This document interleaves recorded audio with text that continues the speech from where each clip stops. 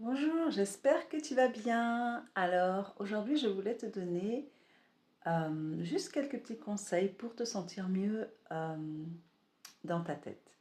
Voilà, peut-être que tu souffres de rumination mentale, comme ça a été le cas pour moi il y a quelques années, quand j'étais fort anxieuse.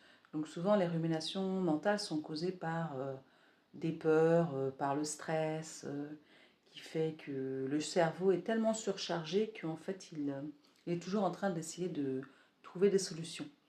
Et si tu es une personne hautement sensible, eh bien, du coup, tu es encore plus à risque d'avoir énormément de rumination mentale parce que du coup, ton cerveau fonctionne, comme on dit, comme un petit vélo. Donc, c'est important d'avoir des ressources et des moyens de lui permettre de se reposer.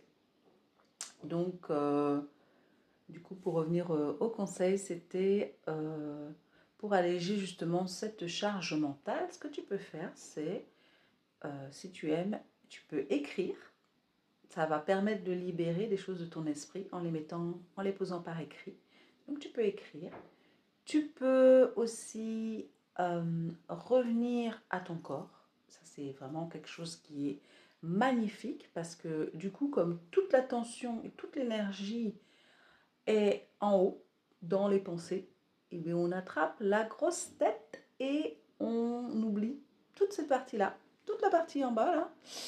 Et donc, pour pouvoir réharmoniser tout ça et créer un meilleur équilibre, revenir à des pratiques corporelles peut être vraiment très très bénéfique. Et donc le yoga, autres sports, hein, pilates, juste revenir, se connecter à son corps pour pouvoir mieux le ressentir, pour pouvoir mieux l'habiter et pour pouvoir aussi être plus conscient et consciente des sensations.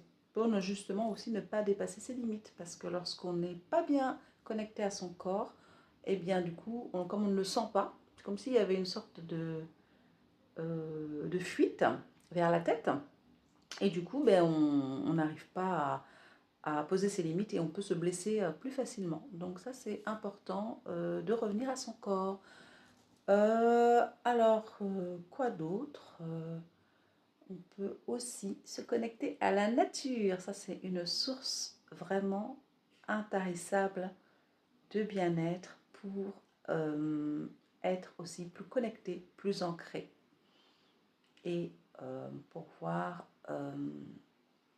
lâcher ce mental hein, qui est beaucoup, beaucoup trop sollicité dans notre vie ici, surtout en Occident. Voilà. Petit conseil du vendredi, je vous souhaite un très très beau week-end et à bientôt.